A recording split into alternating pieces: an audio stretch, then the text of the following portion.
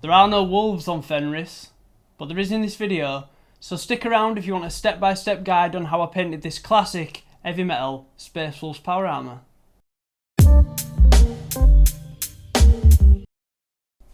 Welcome back to the Painter's Portal. I'm Dave, and in today's video I'm going to show you how I painted this classic Space Wolf power armour. Now, I haven't painted Space Wolf in over 10 years, so I was really excited to give this scheme a try, and I'm really happy with the results. So before we jump in, here's a list of all the paints you're going to need if you want to follow along. So as you can see here, I've got my miniature primed with colour forged desert sand, and I want to apply a base coat of rust grey to the power armour. We're looking to get a nice smooth opaque layer, and I'm going to be thinning my paints down and doing a few passes over the miniature until I'm happy with the coverage and the finish. Don't worry too much about being too neat at this stage, as we can always go back in, black out the details, and if there's any overspill we can always neaten that up. Obviously it's best practice to try and be as neat as possible.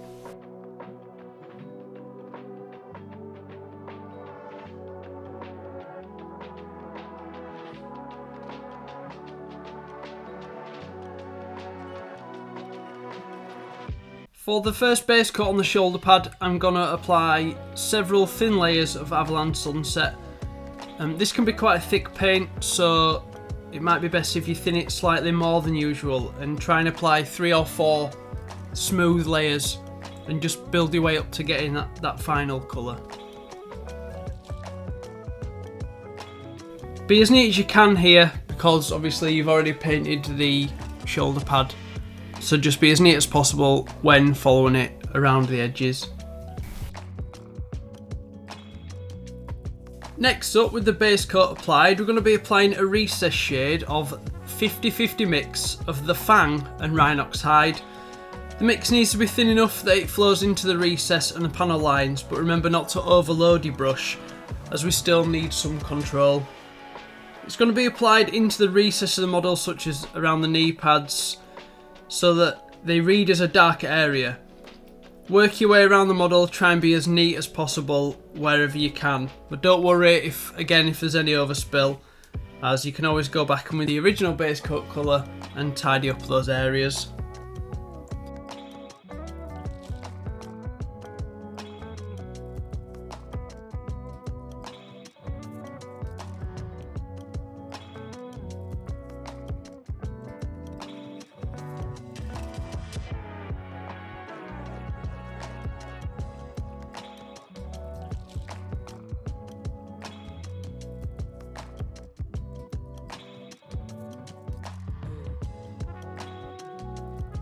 When you're finished, the model should be looking something like this. So now we're going to be applying the first of our 3 edge highlights, and this is going to be what's referred to as a chunky highlight of Fenrisian Grey. You want to work your way around the model, picking out all of the armour panels. There were some finer highlights going on top of this stage, so a good tip is to make sure your chunky highlight is thick enough so that when you apply the thinner highlights, you can then go back with the smaller edge highlight and then a thinner edge highlight with each second and third pass. This way, you know, it's thick enough to apply the highlight on top of it.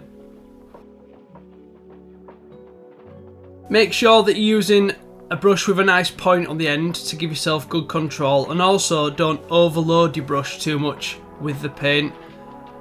It's generally solid advice when painting anything in general.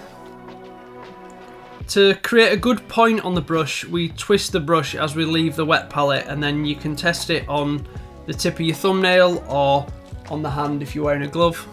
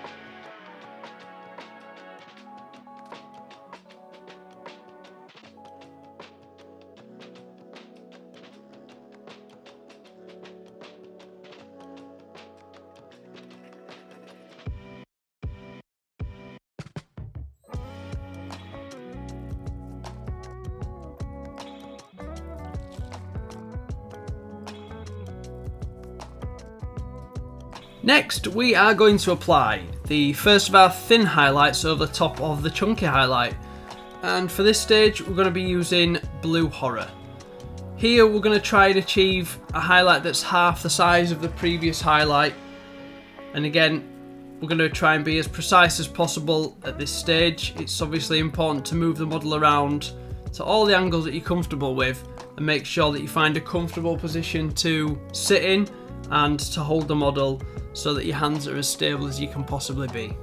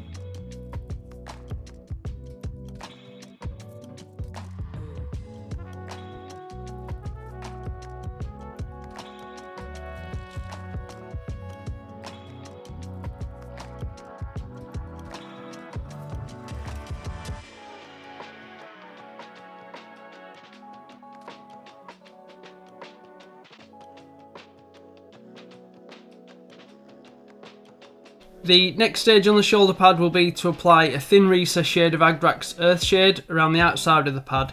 Again, you need a good point on the brush and try and be as neat as possible, but you can always go back with the Avalanche Sunset.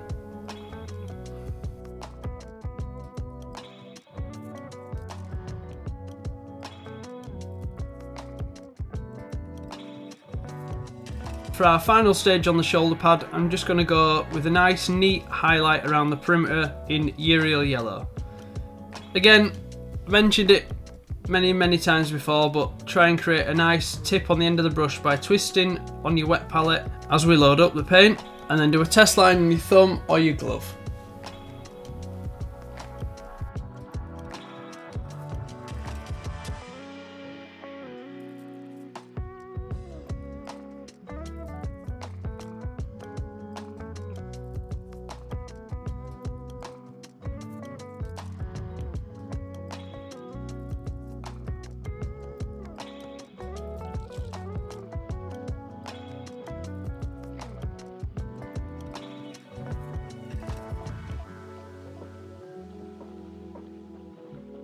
So next up, we're going to apply our final highlight, which is going to be a 50-50 mix of Blue Horror and white. You could use White Scar by Citadel or any white that you choose. I also like to use Bold Titanium White from Pro Quill. It's a really nice white. At this stage, you need to be the most precise that you possibly can be, as this highlight follows the sharpest edges of the two layer highlights that we've already created. Brush control, as ever, is extremely important in this stage, as you're going to be painting very sharp lines or following the most raised edges of the miniature.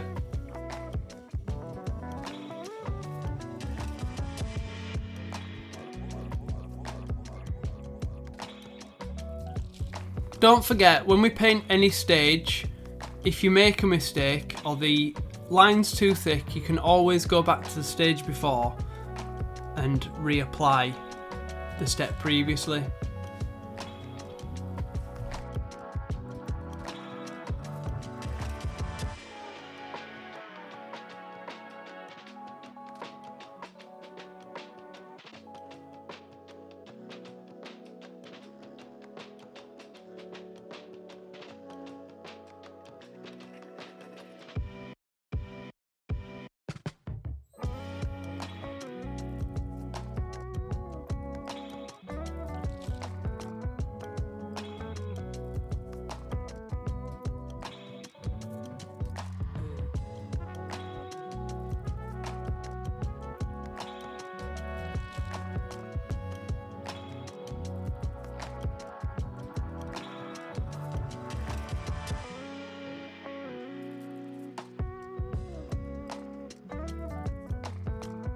I really enjoyed painting this model, and I think the All-5 will be proud. Now if Space Wolves are your thing, leave a comment below and let us know. Like and subscribe to the channel. I'm really looking forward to the new releases previewed at Adepticon, and I can't wait to see what I can do with some of those models. So until next time, enjoy.